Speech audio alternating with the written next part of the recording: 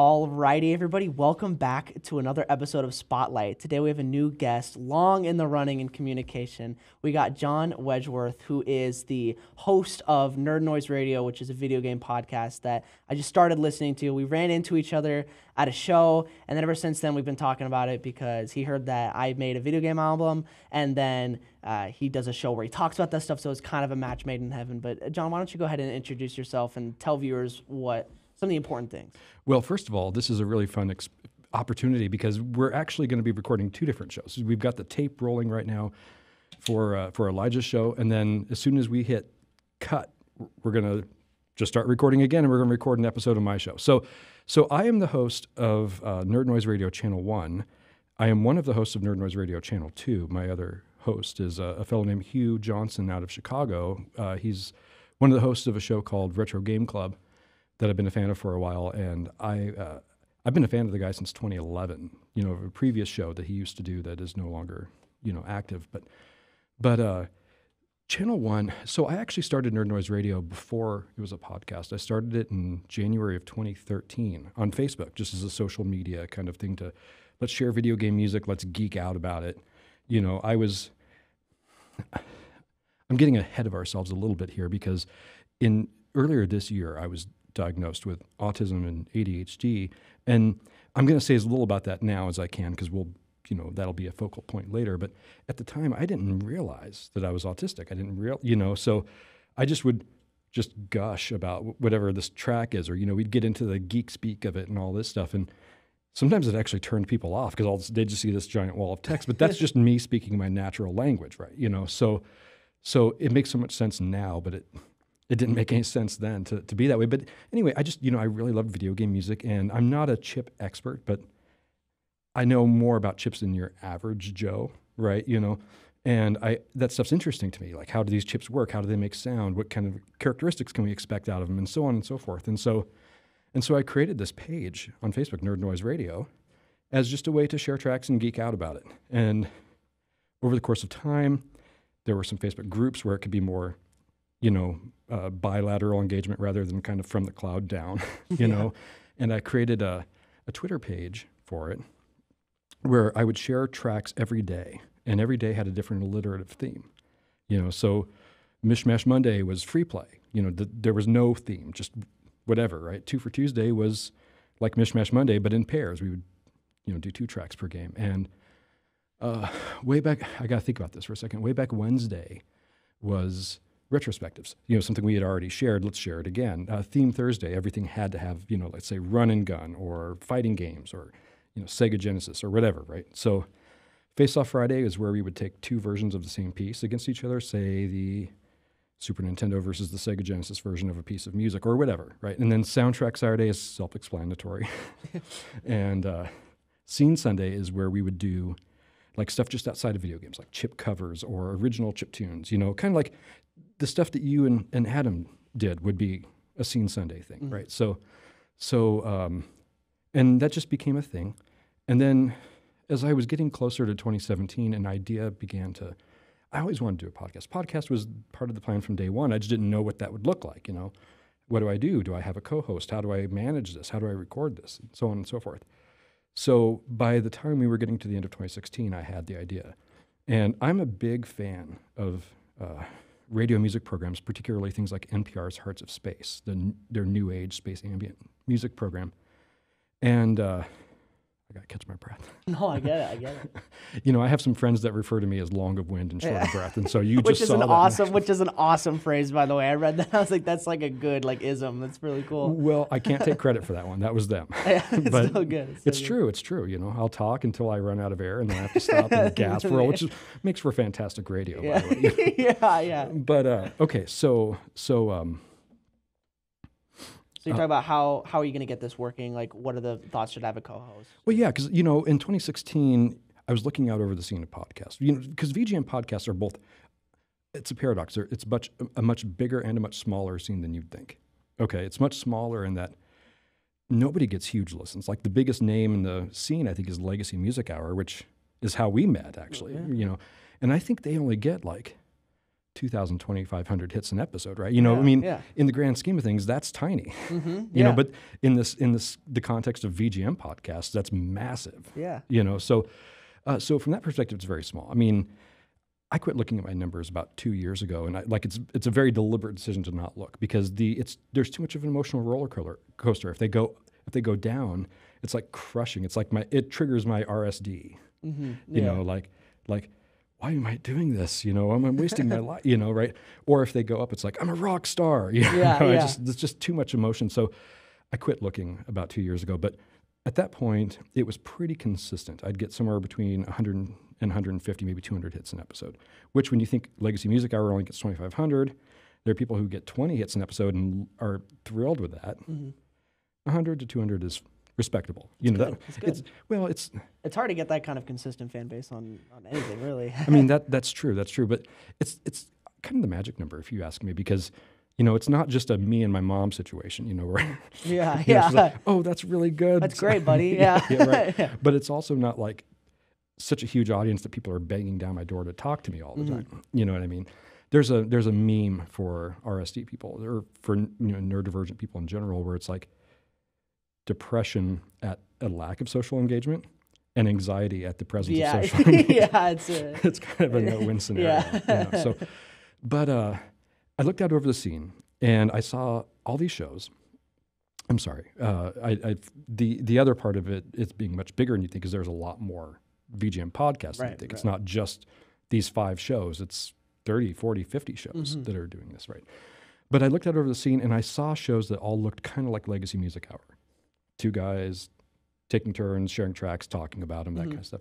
And I'm like, do I want to be an also-ran in the big pond, or do I want to try to kind of carve out a niche in a smaller pond? And as I said, I was a huge fan of Hearts of Space. So I thought, why don't we try to be, quote unquote, the Hearts of Space of video game music podcasts, right? So, you know, Hearts of Space, it comes on, the first track plays, Stephen Hill talks over it in that great, you know, radio affect kind of thing, you know, and then an hour of uninterrupted music designed to take you on a journey, windy, twisty, flowy. And then he just does the bookend at the end with the housekeeping stuff, and then it's over, right? So I thought, why don't we do something like that with video games? And thus was the birth of Channel 1. I did deliberately put in some differences, because I feel like there's a fine line between the honor of imitation and the crime of plagiarism. And I wanted to invoke Stephen Hill in Hearts of Space without copycatting him. You know what I mean? So whereas Hearts of Space, they just talk over the opening and closing track, I have dedicated intro and outro music, you know, and I don't only do ambient and spacey music. That's usually my favorite part of the episode. I call it the chill zone, and it's me being as Hearts of Space as I can be. But I feature a much broader spectrum. I feature energetic, dancey, bouncy. Every so once in a while, I'll feature heavy music, but that's rare for me because I'm pretty lukewarm to heavy music. And then, so then Channel 1, and it's been going ever since January 5th, 2017. And so you started this, and it was kind of like, okay, here's a Facebook group. This is how I explore my passion. This is how I share with other people who are maybe interested in it. And now it's kind of like, I've been doing this for so long. I'm assuming there's like a love for it. There's a love for the process. There's a love for doing it. What does it look like in the future for you? Well, we actually have a set stopping point. Oh, wow. We do. We're going to, well, so I don't know about Channel 2, because Hugh has indicated that he wants to quit podcasting when he turns 50. And he's 5 years older than me, so he'll turn 50 in like May of 2025. Oh, okay, so soon. Yeah. So I told him, I said, the only thing I don't want to do is stop mid-season. Right. I want to end at the end of a season. So I said, it's up to you. If you want to quit a little early, we want to go through 2024 and then call it good so you can quit a little early. Or if you want to delay that till the end of 2025 and we finish that out, that's his decision. And he hasn't rendered that decision yet, so I don't know. But I plan to quit Nerd Noise Radio in general at the end of 2026. What spawned that decision? It'd be 10 years. Oh, and so it's just kind of like a good stopping point? Yeah, it's well, when you're an autistic person, patterns are so important, you know, like anniversaries, keeping, you know, stuff like that. So ending on an odd number would just drive me nuts, right? So I'd be able to finish Channel 1 on episode 100, and then at the end of 2025, and then 2026 would just be retrospectives and looking backs and, you know, kind of stuff like that. And at the end of 2026, we thank the listeners and we shut the lights off and maybe it's bye for now, maybe it's bye forever, but it's bye. Yeah, that's what I think, because there is a universe in which it doesn't end, where you keep doing it. And I was wondering, like, what made that decision to where it has to end? Less important of when it ends, but I guess what's invoking the decision that it should end? Well, a couple things. I mean, first of all, I have kids. I have a wife. They miss me. Yeah. Also, I don't know that I could do this forever. I'd eventually run out of ideas for tracks and episodes and stuff. And then maybe want to do something else. I am an atrociously bad guitarist. Yeah. But I play a little guitar. I do a little bit of music, and I've always said I want to do, even if it's garbage and even if it's just one, someday I want to do an album.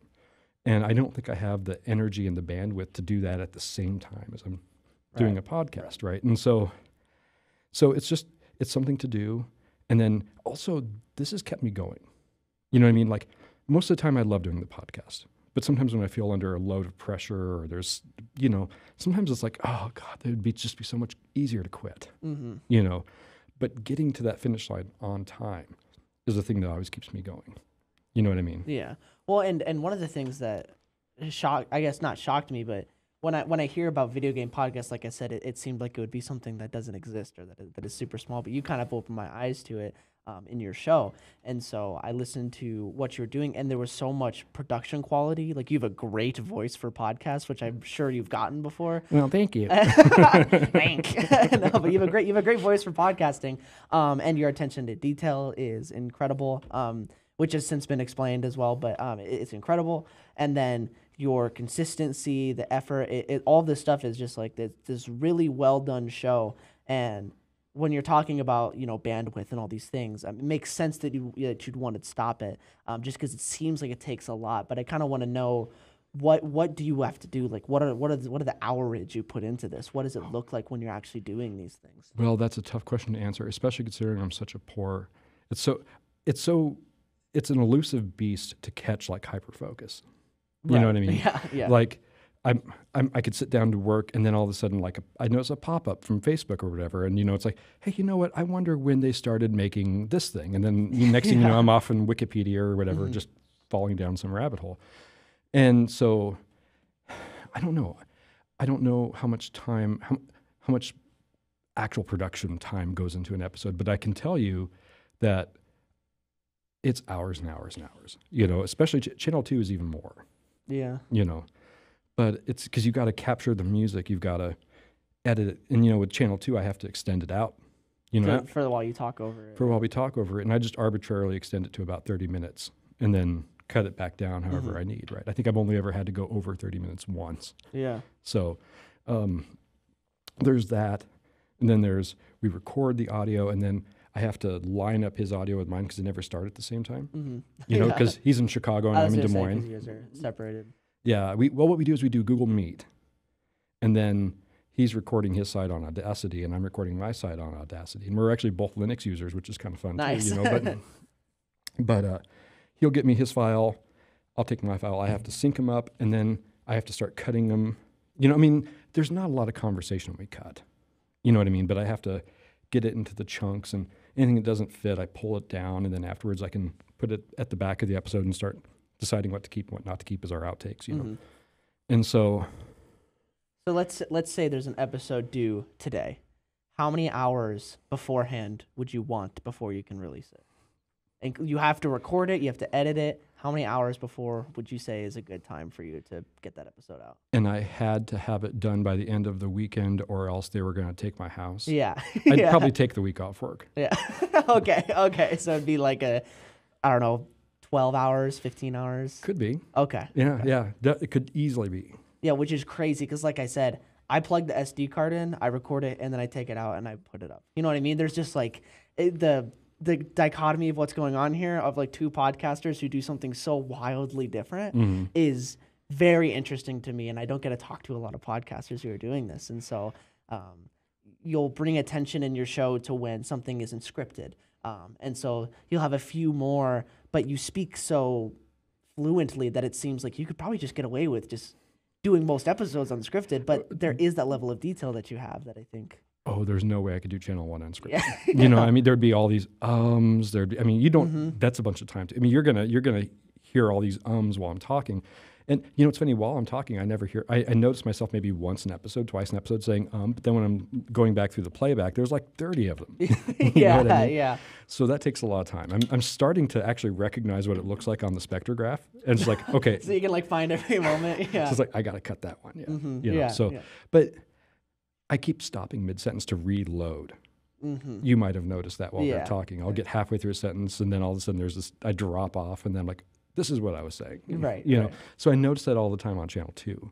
But, Channel 2, that's another difference between Channel 1 and Channel 2. Channel 2 is almost entirely unscripted. That's when you listen to me on Channel 2, that's basically what I sound like, just talking with friends around a table, right? Channel 1, though, no. I'm reading a script and I'm reading it in a radio affect. Do you have anything for me to read? I think I understand what you're saying. I'm trying to think if I pulled up your questionnaire or something. Well, I'll just go to Wikipedia real quick to find something. Yeah, it's that radio voice, which again, like, I feel like I understand when I'm doing like Iowa State stuff, but in my own table, I'm very rarely talking like I'm on the radio. Mm-hmm. Okay, so let's see. Just this little blurb about featured article, Alan Shepard. Okay. Alan Bartlett Shepard Jr. was an American astronaut, naval aviator, test pilot, and businessman. In 1961, he became the second person and the first American to travel into space, and in 1971, he became the fifth and oldest person to walk on the moon. See, and it just puts me right to sleep. It's just like, it zonks me out. You start talking, and I just like, my eyes close, and I get tired, and I'm out. So maybe that's the next venture, is I do a goodnight podcast. Yeah, you do an ASMR, yeah, like with like fan noises playing in the background, and then you could put some Hearts of Space, like vibey music to get you to sleep. I mean, that would be, I'm telling you, you got a good voice for radio, so it's in the works. It's in the works for you. Yeah, I'm glad I have a voice for radio because I also have a face for radio. Yeah, it's one or the other. God chooses to, and it's well. So you're doing the show, and you're putting in all this effort, but you've also created such a consistent. I mean, I'm looking at your timestamps on the descriptions of Spotify, and you have an entire encyclopedia of like timestamps, descriptions, what you're talking about, and then you have an editor's note on the bottom. I mean, that probably takes some time to write. On that link that you sent me for the website that kind of explains how the different channels work, like that probably took a ton to write and formulate. And so there's probably a lot of work that goes into just the creation of the channel as well, right? Totally. Hugh will sometimes make fun of me for how much thought I put. He says, I don't overthink things. And I said, I overthink everything. He says, yeah, I know. Yeah.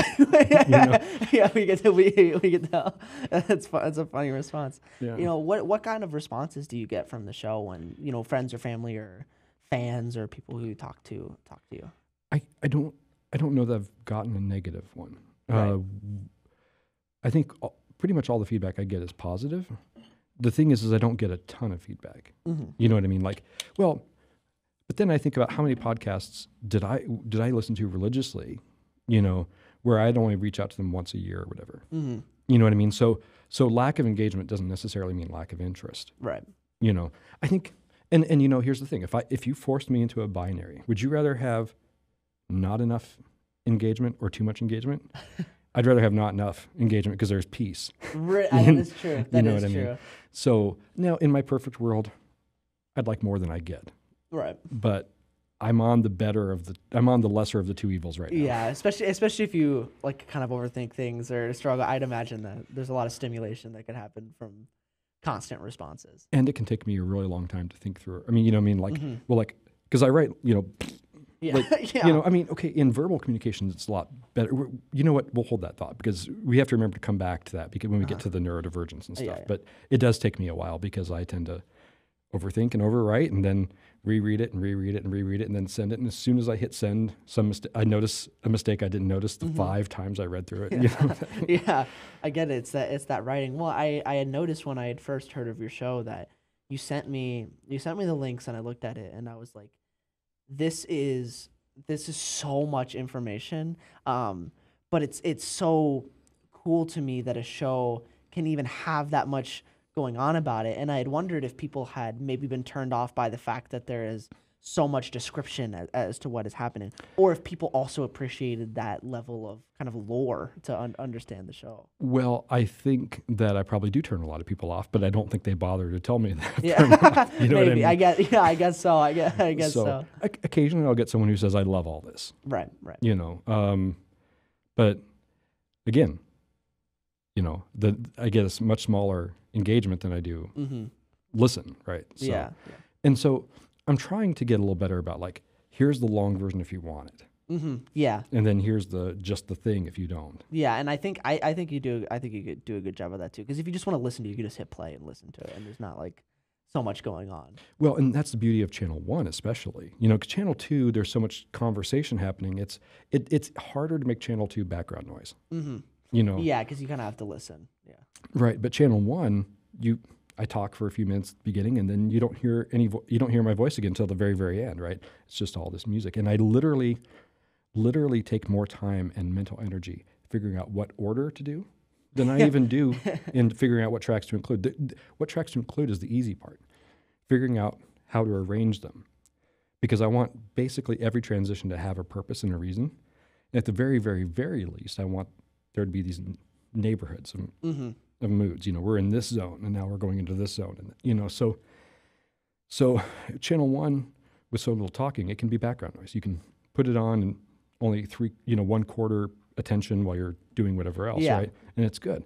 Or if you know that there's something behind virtually every transition, you can also lock in like, all right, what's he thinking here? What's he thinking here? You know, it's very rare, very, very rare for me to do something that's like a jolt. Yeah, just like a bizarre or uncalculated transition. It's never uncalculated, but it's very rare for it to be abrasive. You know, I have to do that. That has to have a very special purpose. You know, like if we go all the way back to 2018, episode 22, which was the second episode of my second season. The first track is this kind of mellow jazzy piece, and then the second track hits you with a bang. You know, and so the first track is fading out, and then bang. You know, but that was a deliberate jolt. That was on purpose. So I wonder how that thought process goes and what kind of music catalog you'd have to run a show like this. Like, how do you prepare? How do you write this stuff down in your head? Do you have an organizational thing or? Oh yeah, OneNote.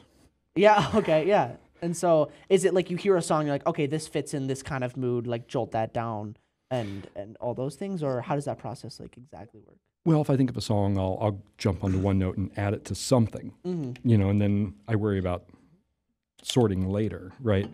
As far as what kind of knowledge I have to have, you have to understand that this is probably 66 to 75% stuff I know coming in, and I've just been sitting on and wanting, you know, and then 25 to 33%. Oh, I just discovered this piece, or you know, I fell down the YouTube rabbit hole, and oh, this is great. You know what I mean? So I'm learning too, and let's say arbitrarily I know 10,000 songs. Let's just say arbitrarily I know 10,000 songs. That means I probably know about 5%. You know, of what's out there. You know what I mean? Which is crazy, which again seems like, I mean, I'm listening to your show and I feel like I have a really good grasp on video game music, but then I listen to your show and I don't know a single song that's like going on there, and even half the stuff I haven't heard of, you know, so, and that's why I wonder to create a show. If I were to try to mimic what you were doing with this show, I could do maybe 2 episodes and then, and then I'd be out. You never know. I know, but that's why I say like the process is so interesting to me when I'm hearing about like you're doing these shows, you're describing who does it, you're doing all these things. It's just it's really cool to try to imagine what the process would be like to actually scrounge up that music and decide, okay, it fits in these things. And especially when Hugh comes up and gives you like, here's the theme, because one of the more recent ones was Escape, like the escapist themes. Escape artists. Escape artists. And so it's like, I couldn't imagine getting a theme even more so than just like list me your favorite songs. Even more so, it's like, okay, this is your theme, and it's as specific as Escape. And then like, what do you do when you're searching for that stuff? Do you have like kind of an idea or? Well, and we always take turns. You know, I mean, the even numbered episodes are always Hugh's theme, and he gets the opening track and all that stuff, and then I'm the odd numbered episodes. And so Yeah, we'll think of a theme, and generally, when we think of a theme, it's a theme that we know we can back up. Mm-hmm. You know what I mean? Like actually, when he said escape music, I actually panicked because I'm like, I don't know if I could think of 7 tracks. And then of course, I managed to do it. But sorry, I'm getting kind of stuffy. No, I get it. I feel it too. But yeah, and so I think the creative process is really cool, and it's nice that you have the separation of here are, the tracks where we just run through everything. Here are the tracks where there's discussion, and then here are like the other things with like the Channel F and stuff. Yeah, well, okay. So I had mentioned that I wanted to be. I didn't want to be and also ran in a pool where everyone's doing the same thing. I wanted to, because like I don't know who the biggest mixtape show is. It's probably not me, but even if it is me, right? Like the biggest mixtape podcast is going to get way lower clicks than the engaging conversational one because most people want to know, I saw a meme that it was like an advertisement for ice cream, and you had these 3 ladies like sitting, like laughing at each other and talking and having a good time. And then you see this guy sitting next to the ad acting like he's laughing too. Yeah, even though he's not there. Yeah. And I think the meme said, that's what it's like to listen to a podcast. Yeah, watch other people have fun. Yeah. So, but that engagement is so important to people. You know what I mean? And the people who are not a fan of Channel One are generally not a fan of it because it's so standoffish. Like who is this character in the cloud that's just dumping music on me? You know what I mean, right? So, in my experience, I found that they're both about equally hard for completely different reasons. But I think the impression people have is that Channel One is actually a lot easier. Yeah, I don't know if I'd agree with that because you have to find double the music. More than double the music. Yeah, it's because you have to do a couple hours of music for it. So sure, sure, and part of why we did Channel 2 is I thought, I do want. Now that I'm kind of established on this side, I do kind of want to do what everyone else is doing, But I never envisioned that I'd ever get a chance to have Hugh as a co-host. You know what I mean? He's like, I've been a fan of the guy for, 15 years. Yeah. And so, not quite. Okay, whatever. I'm missing the point. Whatever. Yeah, but I've been, I'm like I never. Take someone who's a kind of a hero might be too strong of a word, but someone you're really a fan of, and then all of a sudden, hey, I'm doing this thing with this guy like every 2 months. Yeah, well, I'd say even though you're not a co-host, it's like cool to do another podcaster who's just at a different level right now, and just to have you on here and like listen to you. It's kind of a similar thing, but we're not co-hosting, so it's not the same thing. But I don't think I could think of a person that would meet that thing. But I feel like I understand what you're saying, though. Well, what I'll say is you are better at what you do than I would be. You are so good at driving the conversation and asking those questions and stuff. I'd be kind of like, you know what I mean? Yeah. Like I have one skill set, but you have a different skill set, and you are better at what you do than I would be at what you do. Right. And I after doing 40 episodes, I'd kind of hope that's true, but at the same time, you can never know. But it still is cool to have like just a fellow podcaster on the show. So I think that's super interesting. Yeah. I wanted to dive in a little more specific and just kind of get your opinions on just some of the music you talk about. Like, I am curious, like if you were to tell me, like, I don't know, give me like 5 soundtracks that you think are just like, or maybe 10 or whatever number you need so I can get a grasp on what you think some of the best soundtracks are. Like, well, I'll do the best I can, but that's a really hard question for me. I'd imagine. As I've said before on the show, the mental sensation I get when stuff like that happens is imagine 500 people trying to run through a bedroom door all at the same time. You know what I mean? Like there's I don't know where mental pain ends and physical pain begins, but it's kind of painful. Like near that line. You know what I mean? Yeah. So I've got a personal friend of mine, Dave LeBlanc, who will just message me and say, top 5 Genesis games, go. And I'm like, oh. It's a good weapon against you. If anyone's ever mad, if everyone's ever mad at him, just go ahead and just like ask him a question that like requires a very specific answer. And I might ball up on the floor. Yeah. Yeah. Well, what sucks is with your catalog of knowledge, like you just have to know you have to have somewhat of an answer to these because everyone listens to the guy who listens to video game music professionally at this point. So you like with this wisdom requires that you have like an answer, and so I'd imagine that's a struggle for you when people. It is. I mean, the closest I get is I've talked to Hugh about this a couple times, but imaginary theoretical list of top 50 pieces, right? And I can say, I don't know where on the 50 this is, but I know this would be on the top 50. I mentioned that about the Blazing Sands from Final Fantasy X, the desert area from Final Fantasy X. Yeah. That track is on this imaginary list. And the episode I'm working on producing right now, the one right after Escape Artist, which I don't think we've said what it is on our show, so I'm going to. You heard it first. Oh, it's going to be music from games with animal protagonists. okay. So it was my pick, and I called the episode Animal Planet. That's fun. That's fun. Yeah. I'm trying to think what like Conker's Bad Fur Day. I wish I'd remembered Conkers because I loved that game. You know what I mean? Yeah. I didn't include anything from Conkers. Well, I don't want to give away the farm. I will tell you there is no Conkers, and I will tell you Animal Crossing. So Animal Crossing was in the original draft, but cut because it was in just the previous episode. Oh, okay. So we almost had Animal Crossing. Let's see. I will spoil one track, and that's it. Our opening track is Spring Yard Zone from Sonic the Hedgehog on the Sega Genesis. Oh, Sonic music's so good. Yeah. Yep. Well, so I guess to broaden it up, instead of specific songs, because you could list a song and I can assume what the vibe of that is. But if you have like games or soundtracks that have a good banger to not ratio, like what would some of those games be? Like if you're thinking of like really good music, what games come to your mind? Well, okay, if it's non-binding, like top 10 or whatever. Yeah, and I don't have a top 10 either. Okay, so like I just have tracks that are up there. Throw out the first ones to come to mind. Okay, well, Final Fantasy X, of course, is definitely my favorite Final Fantasy. I can at least say that. It's definitely my favorite Final Fantasy game soundtrack. I do like a lot of stuff on Animal Crossing. I do. I've really been into Tetris Effect Connected. Okay. That's a super... That's a very obscure. I would not hear somebody throw Tetris out there. Well, if you played Tetris Effect Connected, the newest one with all the like special effects happening. Okay, all right, yeah, I'm really into that game. And let's see. The menu suites from Gran Turismo 5 and Gran Turismo Sport. Yeah, so not the part where you're racing, but the part where you're looking at the menus and they have that chill music. Yeah. Kind of like the music that was playing in the lobby here. Yeah.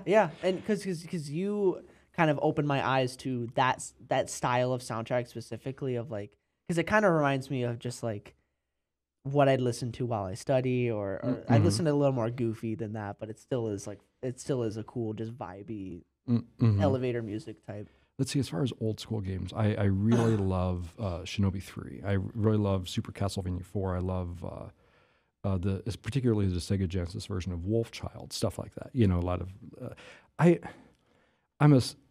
I think both systems are great, but I'm personally, subjectively, a bigger Genesis fan than a Super Nintendo fan. So I'm going to say a lot of Genesis stuff, probably. Yeah.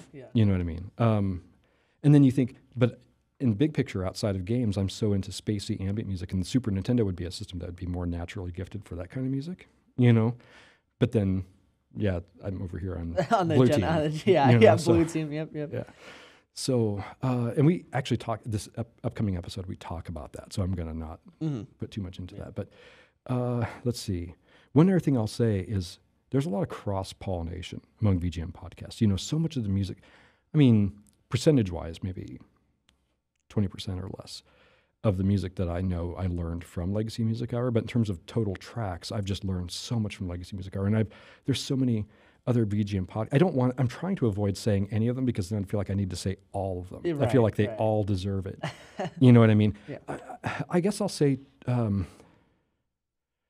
a couple that I'm collaborating with soon. So I will name them, VG Emporium and Shujin VGM Academy. And then there's ones that really kind of extra stand out, like Rhythm and Pixels or Pixelated Audio or those. But I feel bad saying those names because I feel like there's others 50 other names that deserve that too that I'm not giving. But there's a Facebook page called VGM Podcast Fans, and pretty much all these podcasts are out there, and we cross-pollinate and you connect. But so much music I learn from the other shows. It doesn't matter what show I'm listening to. I have yet to hear an episode of any podcast where I know every piece in that episode. Yeah. You know And what I mean? that's what's crazy about it. Cause like, again, I feel like, cause what I do for video game music is my YouTube is just only like 2 hour long compilations of miscellaneous songs or whatever. Mhm. And I feel like I hear the same stuff. You know what I mean? But then I listen to your show and it's like I actually go to your show to find like new music because I know that you're gonna have some different takes, especially with the Genesis, because the only experience I have with the Genesis is those crappy Walmart ones that have like the 40 games downloaded on it. And they have terrible sound yeah, emulation. and it's- yeah. So all that stuff. That's the only other like Sega stuff that I listen to is whatever comes up on those compilations. So. Sure. Well, I will say that I tend more towards the deep cut. You know what I mean? Like, of course, there's a bunch of big hit songs I love. Of course, there's a bunch of mainstream stuff I love. And I will put that stuff in there, partly because, hey, I actually really like these songs, and partly because, okay, I need to throw some big hits in here. You know what I mean, right? But in a certain manner of speaking, the most important person in the audience for me when it comes to track selection is me. Right. You know, like, oh, I love this song, or this song really is a vibe, you know, and I really want to put it in. And people are like, what is this? You know, because sometimes I'll have like neighborhoods in my episode where it's just really weird avant-garde experimental music, you know, and it's like stuff that like, who listens to this stuff? Like, well, I do. Yeah.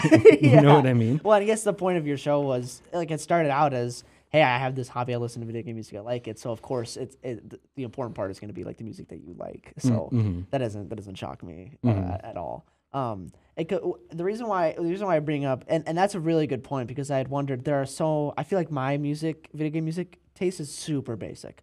Like it's just like the ones that I feel like everybody really likes. As far as like people who listen to video game music, and so that's a good point that it is like the important part is.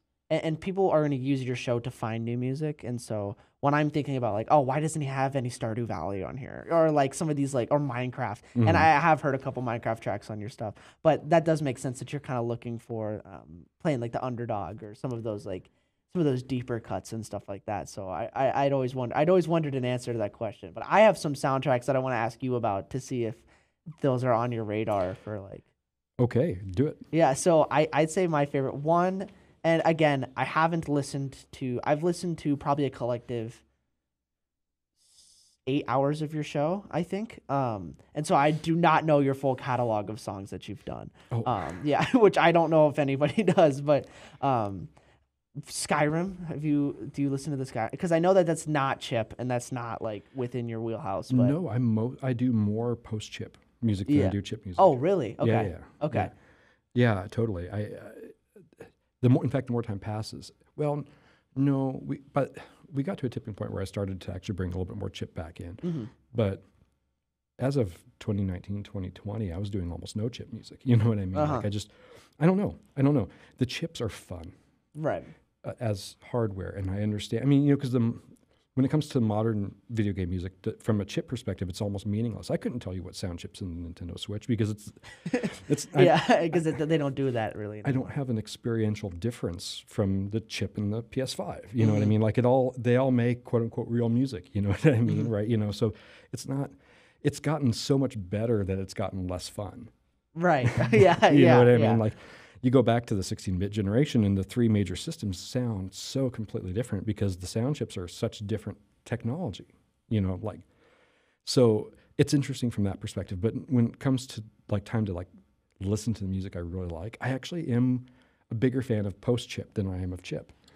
Okay, that's a good distinction, I think. Yeah. And well, when I listen to music, it's hard for me to tell like difference because there are songs that sound like older music, like chip tunes and stuff. But they could have, since they're newer games, they could have easily just been made on like whatever system is making music now. Well, a lot of people will. I mean, I don't know anyone that's like doing it the old-fashioned way, where you like write code. Yeah, you know what I mean. Like they use things called trackers now, like Duffel Mask or whatever. You know, that will emulate the sound hardware, and then, or I don't know, FL Studio or whatever, where you have a plugin that will emulate the limitations of the system or whatever. You know what I mean?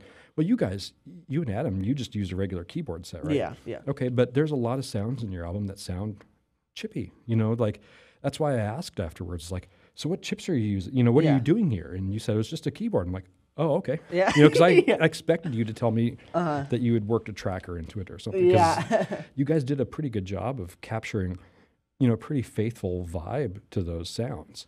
Well, and all of that is mostly inspiration to other stuff, and I assume we'll talk about that a little more on your show. But how do you feel just in general about, like, have you heard the Skyrim soundtrack or some of these more orchestrated? Oh, yeah. I mean, I played Skyrim. I don't know how many hours I logged into it. I think I completed the main story. Right, right. So that's several. I mean, that's Yeah, it's 30, 20 hours of something like that. Yeah. Yeah. I'm struggling to think off the top of my head of a particular piece from Skyrim. Yeah, I don't. There's Far Horizons, which is that like French horn piece. It's like the main riff is this high like French horn piece. I think the Streets of Whiterun is probably top 15 songs of all time for me. Okay, so what's funny is I keep hearing music that I think is Skyrim, but it's actually Witcher. Those are very close, and Oblivion is also like all the Elder Scrolls games kind of are like interchangeable with music too, and then Witcher isn't Elder Scrolls, but it's in the same vein of like that like medieval type of music. Like I'm hearing in my head, I'm hearing the Fields of Ard-Skellige. Yeah. Where the lady starts singing. And I actually know that's one of the few like titles that I actually know from I only know like 2 songs from The Witcher, so. Yeah, so Skyrim's a good one. Stardew Valley, I think, is an incredible soundtrack. I'm going to lose so much cred here, but I don't think I've ever... Well, I don't know if I've had a chance to play Stardew Valley yet. I haven't had a chance to play it, but it's one of those that I know fully from the music. Like, I don't have any attachment to it. Like, I just listen to the music, and it's just a really great soundtrack. Just probably one of the happiest video game soundtracks of all time. Like, I just smile the entire time when I'm listening to it. Well, so maybe what I'll do on the drive home is start listening to that. Because I'm sure it's on my radar to listen to it. You know what I mean? And actually over on Threads, Threads, I think there was one of the devs from Stardew Valley that like friended me. That's awesome. Yeah. Well, no, I'm like, holy crap, this seems like a real, Well, he uses an alias, so I don't know which developer it is. Right. But he talks about being a Stardew Valley dev, and then you look at his like follow counts, and it's like, this is very believable. Yeah, you should really listen to and then have a conversation. I'd love to have a conversation because the music's really well done. It's like just enough of like kind of video gamey sounds and then an orchestra feel. It's like this weird combo that's really cool. Yeah, there are a lot of games that do that combination well. There's, I think, Undertale. Yes.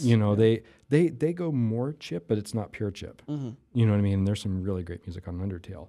And I've never played it, but there's a VGM podcast. Well, they're retired from VGM podcasting, but they are still big in the scene. They go by Keyglyph. And it's more sporadic now, but for a while they were very faithful on Twitch, just streaming all the time. And so I watched all the way through Undertale through Keyglyph. And Keyglyph is actually, part of why I go by St. John on the podcast. So I guess I'll tell that story real quick. So it actually goes back to the Legacy Music Hour. They would periodically, they'd say, hey, send us, hey, we really want to play this game. If anyone in the audience has this game, send it to us. And I'm a little bit pained by this because of now the game is worth like triple digits, you know what I mean? But I sent them a boxed copy of Contra Hardcore on the Genesis. Okay. Unless I win the lottery, I'll probably never have a physical copy of that game again. Yeah. You know what I mean?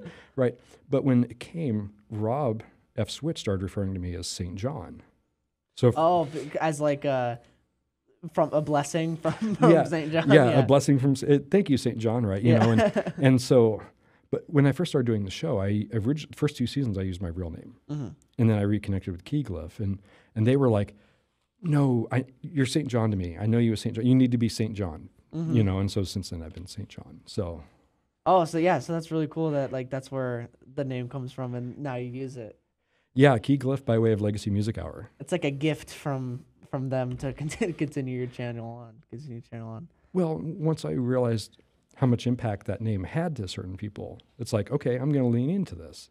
And it's cool. I mean, it's a cool name, and I think it's even cooler that it has a story behind it, like an undertone in video game music. Yeah, I wanted to bring 2 more soundtracks up to you just to see what your grasp on.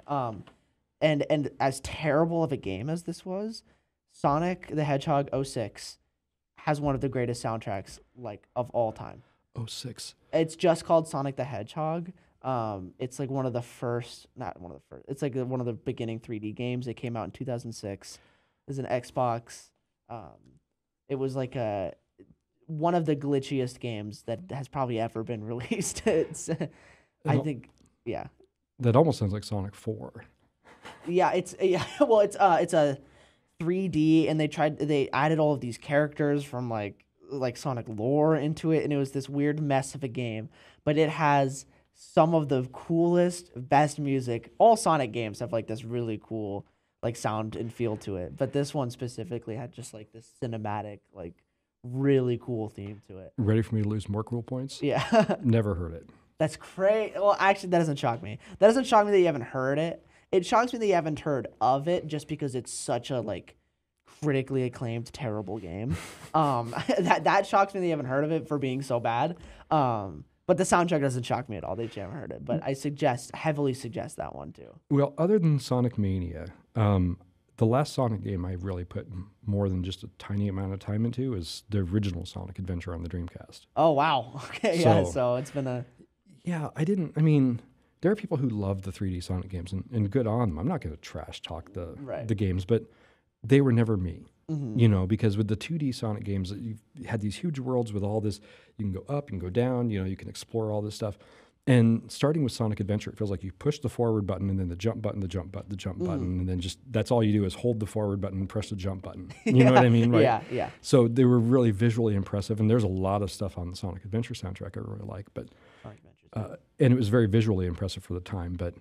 But yeah, I liked the game well enough to play it all the way through, but that was kind of the end for the most part for me with Sonic. Like one thing that Hugh and I talk about in the upcoming episode is how somehow Nintendo managed to keep Mario feeling good to me. You know what I mean? Yeah. Like Super Mario Wonder just came out, and that's really, really great. I'm really loving that game. I was thinking about getting it, but I haven't mustered up the courage to buy it yet. So you should do it. Okay. When you very first start playing, it's not going to feel that much different than a traditional 2D Mario game. Right. But the more you get into it, the more it begins to feel really unique.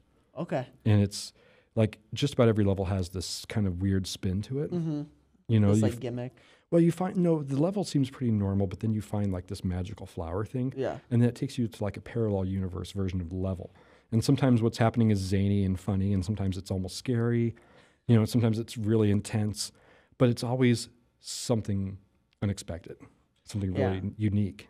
And I thought the customizational movement that you can have with like the abilities was like really cool. Mm-hmm. That like some levels almost require to get a secret that you have unlocked this like super jump and stuff. So I thought that was really cool, and I was excited to check that out. That part's really cool, but just speaking personally, the alternate universe parts of the level are the cooler part to me. Yeah, and I've seen some of them, and they seem super interesting too. So I'm thinking about getting it, and I think you may have pushed me over the edge, but maybe we'll have to see. We'll have to see what my budget can withstand. That's the trick, isn't it? Yeah. So you had one more game for me. Yeah, one more game. Donkey Kong Country. Either of them, but specifically 2 is really good. Oh, so there's quite a bit. You mean the Super Nintendo ones? Yeah, like the Super Nintendo. Okay. Yeah, there's a lot of good music on both of those. Sticker Bush Symphony is really good. And I would put that in probably my top 15 as well. Okay, all right. Yeah. But I have a lot more experience with the first one in terms of the soundtrack. Yeah. And, you've got Sticker Bush Symphony in the second one, but you've got Aquatic Ambience in the first one. Mm-hmm. You know what I mean? That's a really good one too. So and there's this VGM cover band called the One Ups. They did a really good rendition. I listened to them on Spotify. Okay, yeah. Yeah, I did a couple episodes on them. I called it Keeping Up with the One Ups. Okay, yeah, that's really fun. Really fun. I hadn't even thought that because for me, one of the things that I really liked about your show is that I could listen to the original soundtracks on Spotify. Because Spotify, it's hard for video games, or they don't really care about putting their music on Spotify, and so you have to settle for covers, which are like really good, and they're the versions that I know better than the originals at this point. But you don't get to feel like the actual songs, and so I didn't even think that you would be just as familiar with these like cover bands on Spotify as like I guess I would be at this point. So that's really interesting as well. Yeah. There's all sorts of really great ones. It just keeps getting bigger and bigger. Mm-hmm. I'll probably never do anything with this. So if someone else takes the name and runs with it, I don't know if I feel horrible. But I thought the Cartridge Family would be a good name. You know, The Cartridge what vampire? no, family. Oh yeah, Like the Partridge Family. Yeah, The Partridge Family, or there's the Contraband. You know, right? You know. Yeah. I don't know. Write these down, Adam. It's easier for me to think of a name for something and then like, all right, now how do I make this reality? You know what I mean? Like, Yeah. I do it backwards because it's the garbage in my head. You know what I mean? Like, there's like a constant stream of garbage in my head, but it's like it passes over this little window where I'm conscious of it, and then it's like, oh, that's really funny, or that sounds really profound, or that's really, you know what I mean? Like, and so it's really easy for me to come up with wild names for stuff because I'm not actively writing them. Like they're just coming up, and they don't have any weight really. They're just coming up in the garbage stuff, and you know, like the punchline writes itself, and then you retcon the joke setup. You know what I mean, right? Yeah. You know, so well, I think you're going to like what I'm calling the episode that we're going to do with you and Adam next. Do you want to know now, or do you want to wait? We'll wait. That's a spoiler. That sounds really cool, though. I'm excited. Okay. All right. Okay. I wanted to, in the realm of fun names, I always thought it'd be funny if there were a metal band called Shredded Lettuce or like Shredded Cheese or something, because it's like That's good. Shredder and other things like that, and just any shredded food would be really funny. Yeah, that's really funny. Shredded lettuce, I think I like even better than shredded cheese. Yeah, shredded cheese sounds like a fart joke sometimes, but yeah. It does. It's, you know, it's so easy to write. I'm not a fan of adult film, but those names are basically just bad puns. You know what I mean, right? You know, they're just dirty puns. Yeah, right, yeah.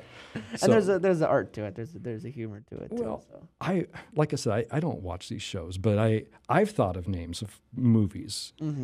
If you want to wait till the mics are off, I'll tell you, because if you want to keep this show squeaky clean, or I could tell you now. I'll say I don't mind. Go ahead. Okay, all right. So, but again, this is basically just, you know, the garbage in my head, taking two words and like reversing them. Okay, so like a sale of two titties. Yeah. Okay, you know what I mean? Or a stranger's thing. Yeah.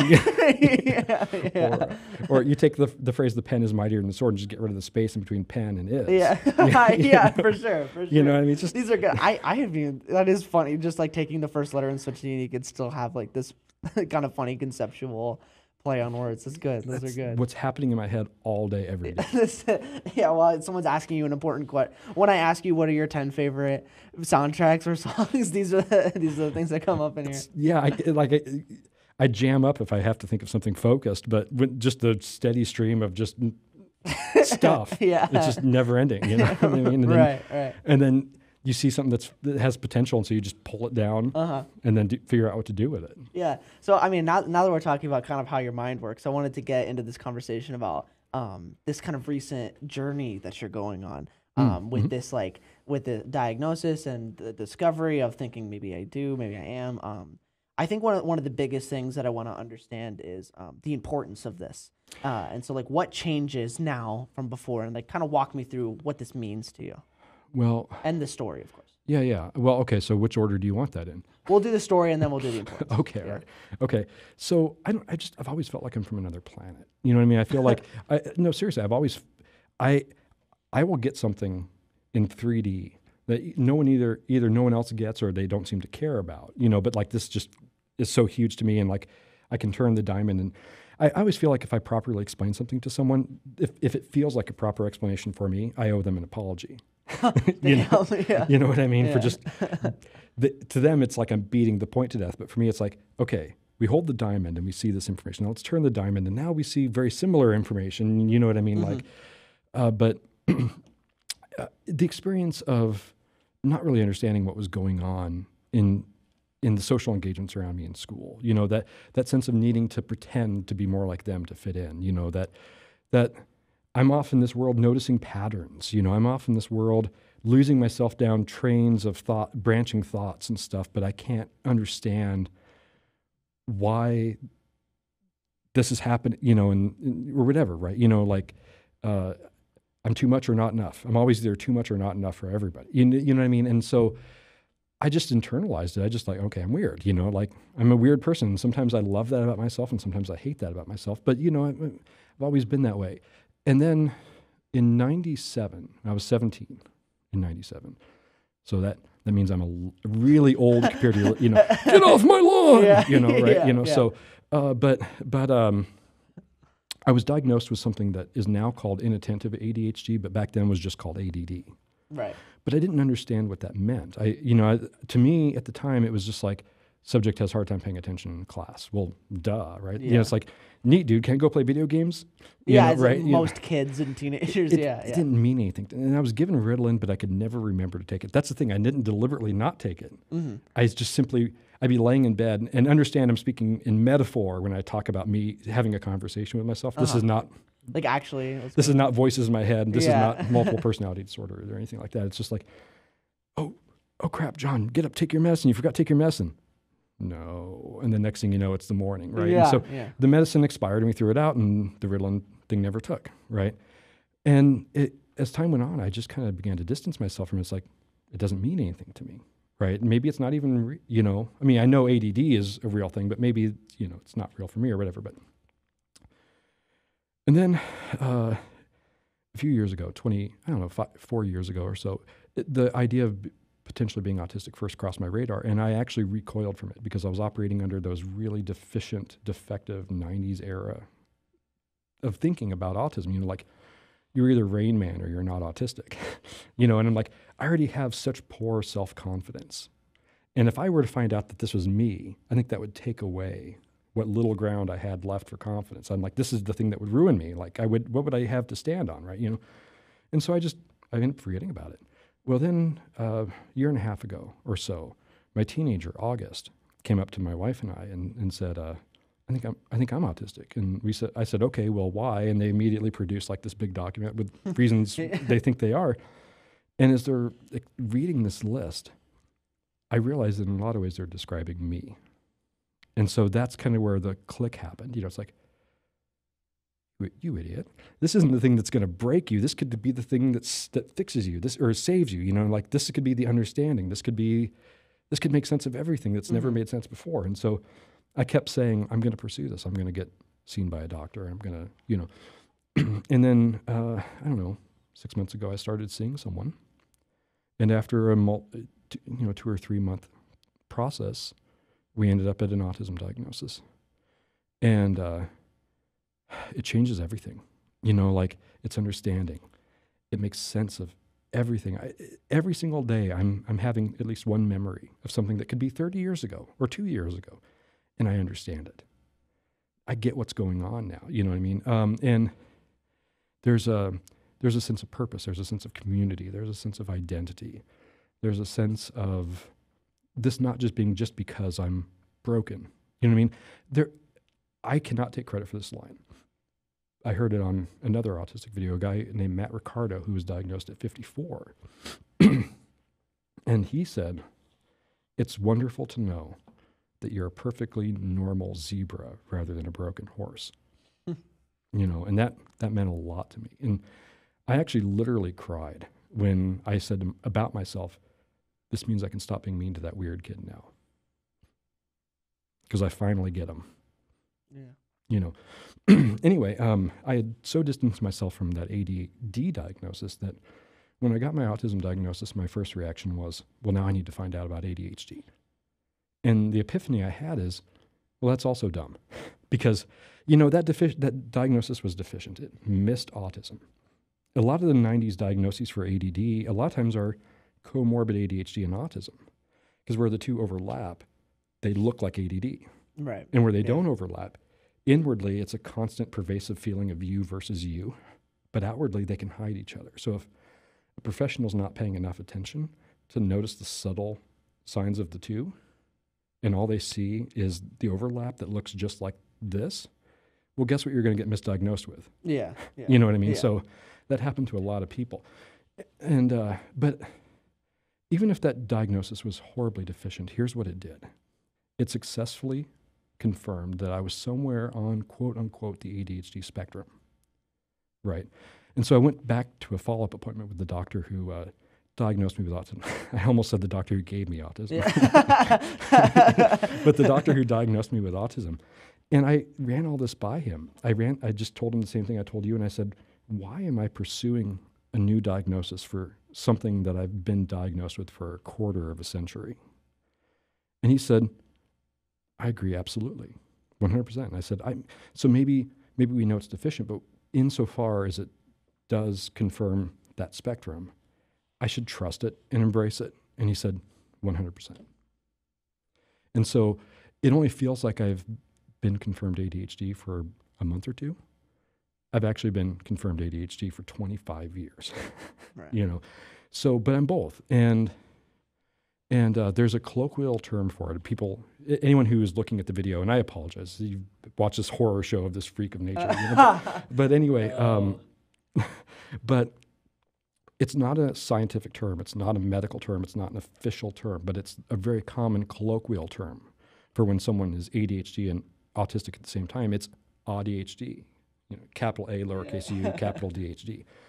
And that's what I am. And when you have both, all sorts of weird things happen because you have you have ADHD impulses, you have autistic impulses, and so often they're at direct odds with each other. And you need both things at the same time, but those same things override and self-defeat and contradict each other. You know, I need order that I can't maintain. I need novelty, but I fear novelty. I mean, you mean, well, I don't fear novelty, but I fear it not being a well-structured novelty. You know what I mean? Like, okay, let's find some niche, authentic ethnic cuisine to pursue, but let's do it on these terms. Let's not just throw everything to the wind. Yeah. You know what I mean? So Plan it out.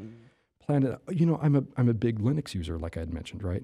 And the Linux verse is so big. My first 5 years with Linux, I promise to tie this back in. This is not a tangent. Yeah. This will prove my point. But Linux is, so my first 5 years with Linux was all with Ubuntu, particularly Ubuntu Studio. And Ubuntu Studio is great. I have nothing but great things to say about it. Right? It's still my favorite logo for a Linux distro. It's the Ubuntu logo, but like a record album.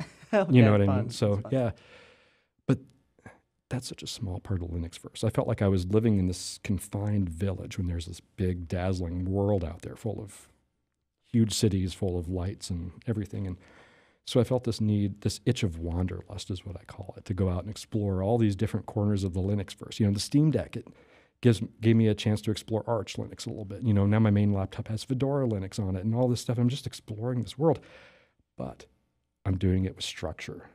I've got 8 computers, and these ones are going to have these kinds of distros on it. These kinds are going to have this kind. It's not just like, oh, it's Tuesday, I'm going to put a different Linux distro on my computer. This whole crazy elaborate system. So I feel like it's the ADHD impulse to go explore, you know, not just, you know, Ubuntu Studio is good. I'm just going to live here for the rest of my life. Yeah, You yeah. know what I mean? Good. It's like, yeah. So I think it's the ADHD impulse that's like, you have to explore this universe and learn it and, you know, be a vagabond in it, right? But then it's the autism side that's like, well, let's not be a vagabond.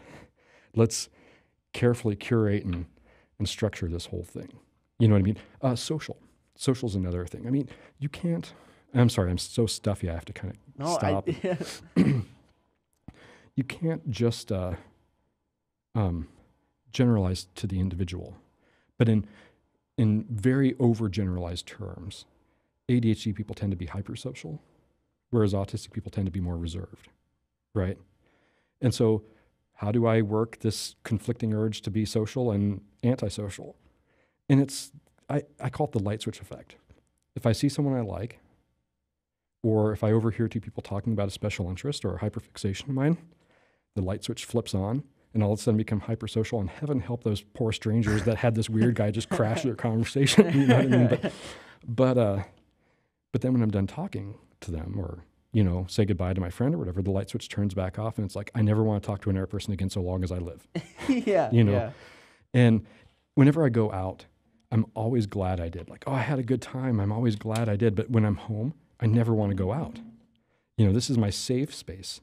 You know, I'm shut out from the world with just my family and my toys. And any interaction I have with the outside world is mediated through the magic window. You know what I mean? Right? Yeah. Like, I weirded people out when I started referring to my house as the pyramid. They're like, what are you talking about? It doesn't look like a pyramid. I'm like, think about what a pyramid is. in ancient mythology, what is a pyramid? It's a pleasure tomb. You know, Yeah, right? yeah. For the ancient kings to entomb and spend eternity alone with their treasures, right? Yeah. And so I go home and I triple lock the doors and I'm entombed. I'm in the pyramid. Yeah, it's a long-winded way of saying comfort zone. That's fun. That's cool. Well, That's there you cool. go. You know, Yeah. but so I do feel there's a ton of ADHD vloggers, you know, a lot of YouTubers, a lot of bloggers, stuff like that. I name a whole bunch of them in my podcast. I'm not going to name them all. The only two I'm going to name now, I'm going to name three. I'm going to name the two that I actually have had real engagement with, and that's Proudly Autistic and I Am Mind Blind. That's Karen and Amanda. They're both really great people. They do really great programs, and I've had some really good engagement with both of them. But the third one I'm going to mention is I'm referring to a video by a British lady, and her channel is called Yo Samdy Sam. And she did a video about 5 signs it could be both, you know, that you might have both autism and ADHD. And it's a very important video to watch. You know, it's I think your best starting point. Now don't diagnose yourself over a YouTube video. You know what I mean? Like, if you watch these videos and you think, oh my God, this is me, go find a doctor to talk to about it. You know what I mean? Don't run around and say you're autistic because you saw a YouTube video, you know. But if you have any wonders or questions about this, that is a great video to start with. It's Yo Samdy Sam, 5 signs it's both. Okay. But one thing she says in her video is when she's out and about, she feels her autism side is more prominent because she can't control the social stuff, right? And when she's at home, she feels her ADHD side is more prominent because she's going out of her mind with boredom in this, you know, controlled space, right? And that struck me as that's really kind of a worst of both worlds for her, right? And I've noticed for me, it's the opposite. When I'm out and about, my ADHD side kind of rules because it's like, I've got the novelty. This is so cool. You know, I mean, like, I'm in this room I've never seen before. This is awesome, you know? And then when I'm at home, my autism side takes over and it's like, I'm never leaving this blanket again. What's that neighbor kid doing in my yard? What's that neighbor dog doing in my yard? You know, like, oh no, he pooped in my yard. Now I don't know. Like, every footstep could be poop now. And so it's like, for all intents and purposes, the entire yard is poop, you know? Yeah. Like, so, but I feel like for me, it's kind of mostly a better of both worlds. Okay. You know, but that's something else that's very important. There was a TED Talk that I heard from an autistic guy, and he said, if you've met one neurodivergent person, you've met one neurodivergent person, because we're all different. Even those of us who have the same diagnoses, it can impact us different ways. There was just a guy I was talking to on Threads this morning about how patterns work a certain way for him. And I was talking about, you know, patterns work a certain way for me too. And we realized we were on the same page, but different, you know, like the same setup, but different manifestations of that setup, right? And I told him, you know, a lot of autistic people will suffer with sensory issues, like, oh, this sweater's too itchy or whatever, right? For me, it's more visual, and it's pattern-based. You know, if I see a texture that has a lot of detail but not a lot of order, it'll weird me out. And then I'm repulsed by it. I want to look away, but I'm so transfixed by it that I become trapped by it, and then I kind of like spiral up the freak out, you know? Like a sleep paralysis. Well, it's like being trapped in a spinning, like a faster and faster spinning centrifuge, right? Mm-hmm. Like the most ridiculous example. People are going to laugh at me for this, and that's fine. Like, this is a hilarious example. My wife was making baked pasta one night, and my teenager took off the foil, and the cheese had melted to the inner side and kind of made those little spikes. Yeah. But there was no pattern to the spikes. And so I'm like, get it away from me, get it away from me. Like, I was hugging myself. Like, get it away, get it away. And then once it was thrown away, I was fine. Bizarre. Okay, yeah, that is fun. You find all these weird things about yourself, you know, but now you have something to attach them to. Now you have, like, before I was just like, why am I so weird? It's like, now I know why I'm so weird. And the big point I'll make here, I know you want to move on to the next subject, but the big point I'll make here is a lot of what this has done for me is it really makes me understand and cherish my peculiarities more. You know, let's say 80% of the time, I'm in love with how weird I am. You know, like, it's a badge of honor to be so off kilter and, you know, off beat and, you know, that kind of thing. And then even in the 20% of time that it's not, it's now half that time I at least say, well, I have an understanding. I can understand. I can explain.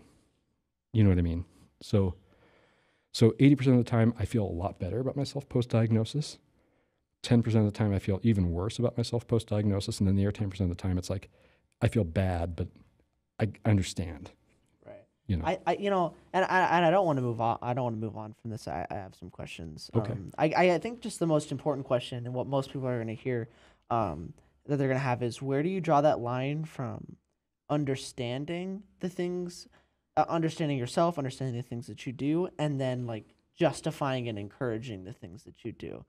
So in more of those negative aspects of like ADHD and autism, like there is a level of mind over matter that can exist. So like maybe if you are diagnosed, you're more likely to do the things, more likely to do those things that an autistic person would do because or you're like justifying it. But then there's that other option of like, also I need to be able to accept myself and love myself and understand those things about me. So where do you draw that line to where a diagnosis isn't increasing the symptoms versus understanding yourself and accepting that? Well, the diagnosis can increase the symptoms, but it's not always what you're thinking. You know, and forgive me if I'm wrong. Please forgive me if I'm wrong. But what I heard in that question was kind of, how do you not use it as an excuse? Right. Yeah. Okay. Well, there is a part of that. You know what I mean? And I'm so early in this journey that I don't have a lot of answers there. You know, like now I have a path forward, but I'm not like, I haven't had a chance to get too far down that path. We were talking 3 months ago, 2 months ago. You know what I mean? So, but also you have to understand how much, particularly autistic, but also ADHD people mask.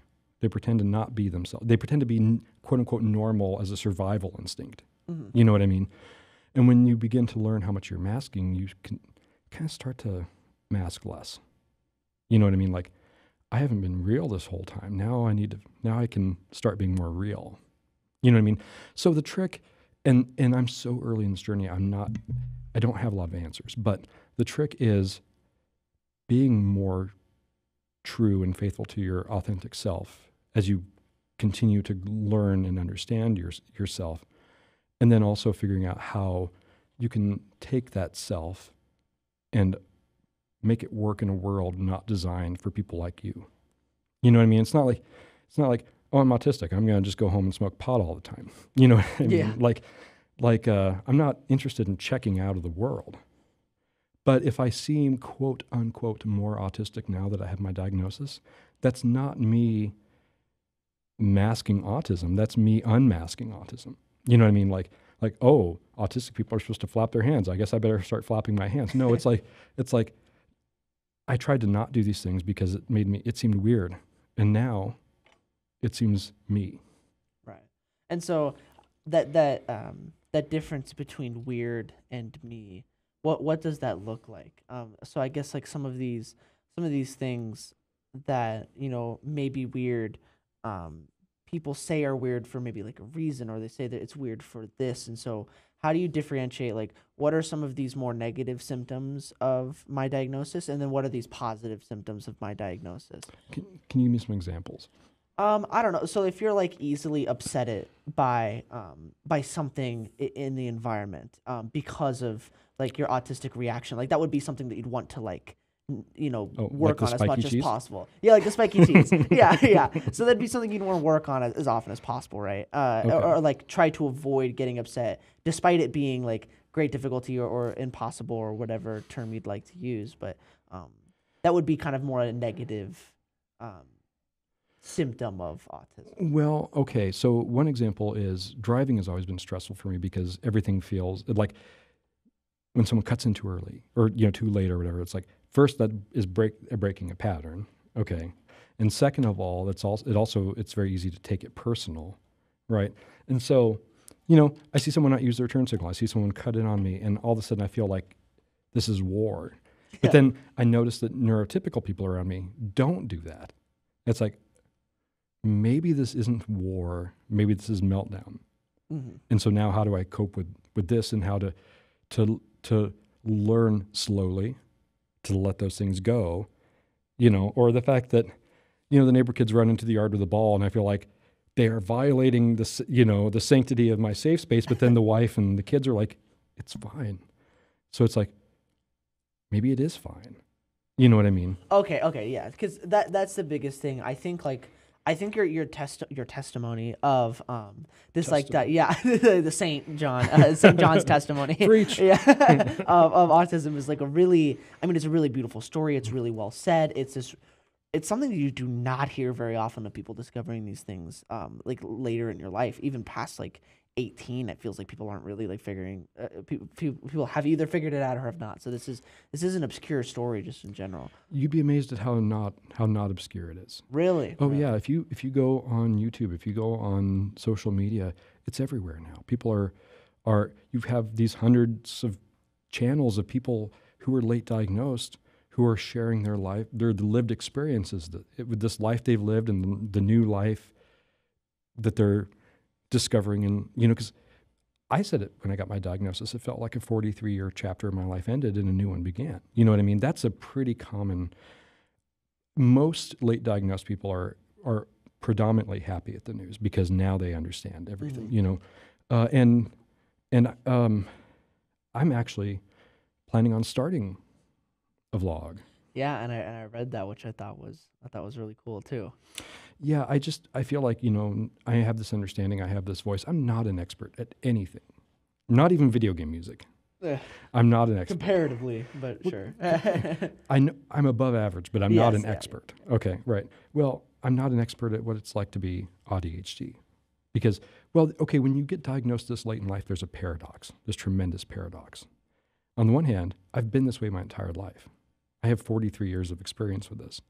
On the other hand, I've only known about this for 2 or 3 months and even only suspected it for a year and a half. You know what I mean? And so now there's all these new thoughts and new concepts, and there's new words. I don't know what the term neurospicy means. I've seen that 1,000 times, and I don't what the hell is neurospicy? Anyone listening to this, please tell me. Help me understand this thing. My instinct is to tell me that it's like it's a good type of an attractive type of neurodivergence is one of my guesses. Well, that's very likely the case. Yeah. But help an old man out. I don't know. I don't know what that means. But so you, on the one hand, I know what it means to have my ADHD and autistic impulses pulling me in opposite directions because we've been doing that for 43 years. But then we go back to the neurospicy, and it's like I have no idea what we're talking about. So, but I don't want to present this thing whenever I do start it. I don't want to present this thing as like, hey, I know what I'm talking about. I know what my experiences are.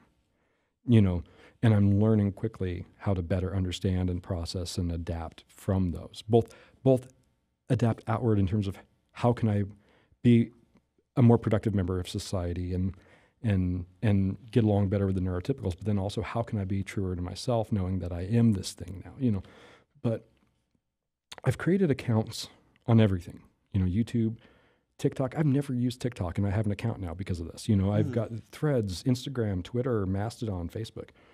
It's ADHD, which is a nod to ADHD. ADHD, the symptom, capital A, lowercase u, capital DHD. ADHD, the name, capital O, lowercase d-d-i-e, space capital HD. So it's an obvious reference to ADHD, but it's also meant to invoke weirdo and high definition. Right. Yeah, you know what I mean? Yeah. Right. So, and then the channel description is the spectrum of St. John of the spectrum. First of all, it's this great full circle thing, but it's also I want to have something that represents the full spectrum of me being part of this spectrum. So I wanted to have all that meaning baked into those names. But also I wanted to have a name that stood out, because you've got so many channels, such and such, or so-and-so on the spectrum, or autism such and such, or this and that ADHD. You know what I mean? I'm not disparaging those channels. They're great channels. Mom on the spectrum is great. Foster on the spectrum is great. So on and so forth, right?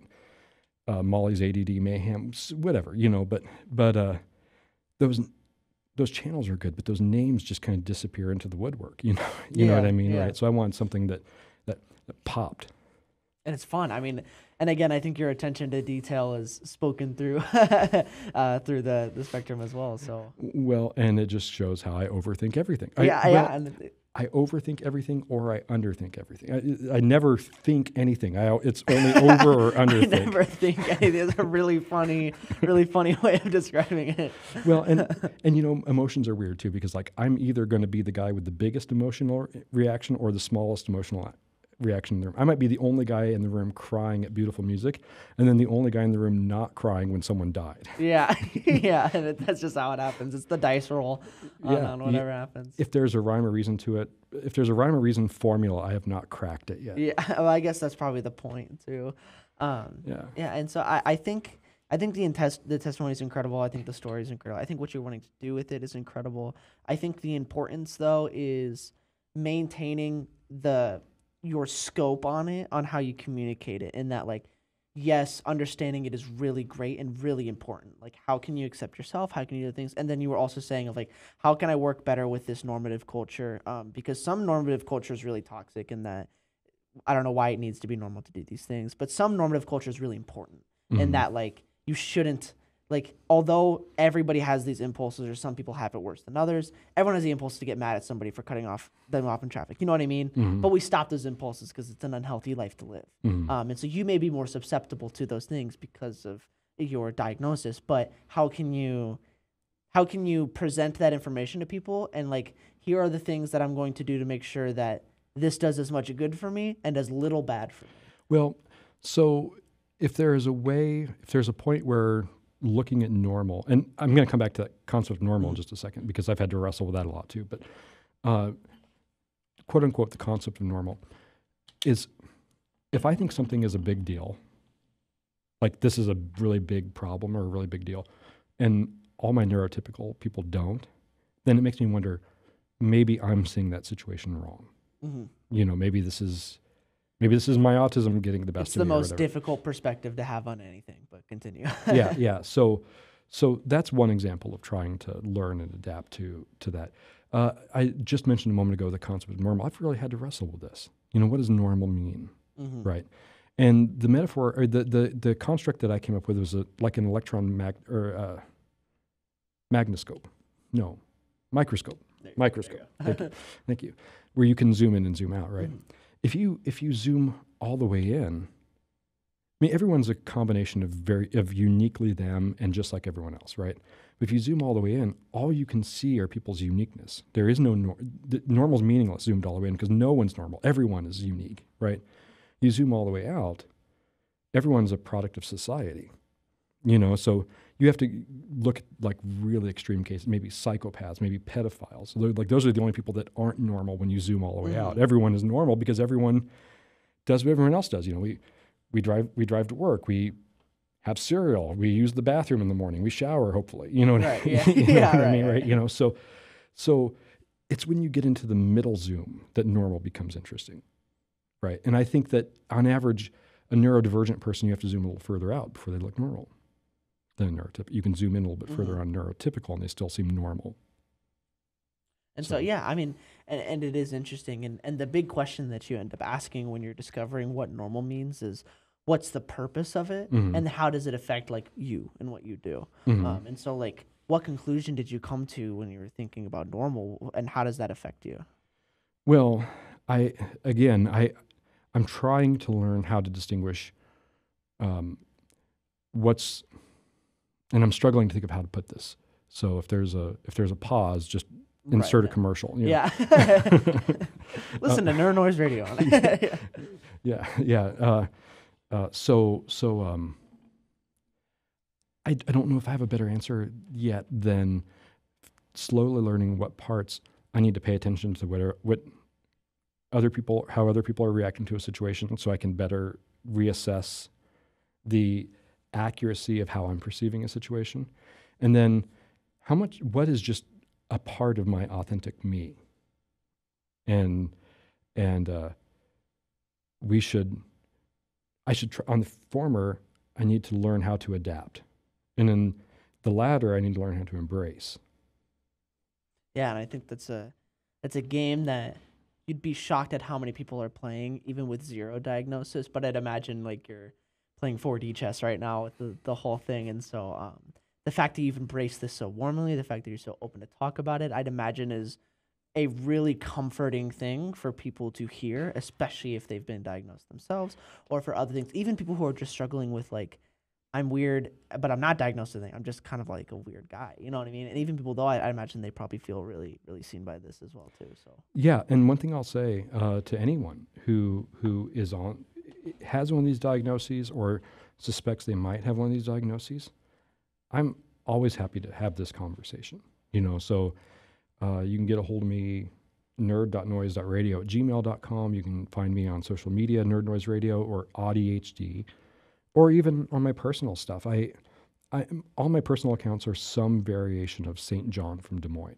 right. Like on Facebook, I had to misspell it on purpose because Facebook has really stringent name rules, and they realized that from is not a middle name. So, so then okay, so I can't be from, but what if I'm from? Yeah. And then okay, we accept from. From. So yeah. So like St. John from Des Moines. Mm-hmm. That gets past the naming nanny bot. Yeah. So you have to work around the tech. Hey, I mean, you're working for it, and we'll use this opportunity to kind of close the show up. Sure. And what I like to do is give you the last word to do any advertising you want to do for your shows, or any last messages you want the audience to know, or again any contacts, and you kind of already did that. I already did the contact stuff. So look for ADHD right now. I've not done anything with it. There's no videos. Pretty much all I've done is shared memes and had conversations on Threads. Yeah, Threads is the only outlet where I've really done anything with ADHD so far. Nerd Noise Radio, you can find that wherever podcasts are sold. You can find that on your podcatcher of choice. We are on Spotify, but we are deprioritizing Spotify because Spotify now is starting to like take down episodes. Mm-hmm. And poor Hugh, he put so much time in. He was almost never involved with Channel 1, but he did a Channel 1. It was a really, really good Channel 1 even. And it was up on Spotify for an hour and a half before it got taken down. Hey, at least you could probably get one listen. I don't know. Because again, I don't look at the click counts. Right. But that was really crushing for him, though. That was really pretty devastating for him, I think. Mm-hmm. So we're not off Spotify. I think we're kind of playing chicken with Spotify, see how long it takes for them to take us off the service. Yeah. But we are deprioritizing Spotify right away. And we have no way of knowing how many of our future episodes will get taken down right away. Mm-hmm. Maybe it'll be all of them. You know what I mean? So I do not recommend you follow us on Spotify. Right now, the best way is Google Podcast, I'd say. But I hear Google Podcast will be going away in some time too. So just if you can't find us out in podcatchers, you can't find us somewhere, you can always find us on social media and we can tell you how to get to us. Right. Yeah. That's what I was thinking. Just plug on Facebook and hope for you guys are really getting attacked from all sides though. So well, it's just, it's the money, I don't make any money on Nerd Noise Radio. I don't make a penny. I don't have a Patreon or anything because my thought was if the crackdown ever comes and I'm only getting 100 or less than 100 hits an episode and I've not made a penny, really, realistically, all they can do is tell me to knock it off. Yeah. They're not going to sue me. Yeah. I'm not a viable target for a lawsuit. You know what I mean? And so I don't want to make myself one. Yeah. And just a tiny bit of context, this is all for copyright, not for any maybe when people are hearing about lawsuits, they think that your show is much more sinister than it actually is, but it's just a copyright thing. Right. Yeah. Yes. Right. That's right. But yeah, is there any other last messages you want to do before we sign off? 500 people running through a bedroom door. Yeah, yeah. Some good quotes. It was awesome having you on, St. John. Hey, it was wonderful being on. This was really great. And you know what? This is the least amount of work I've had to do in a podcast, and I don't remember how long. I'm glad I could give it to you. All righty, see ya. All right, thank you.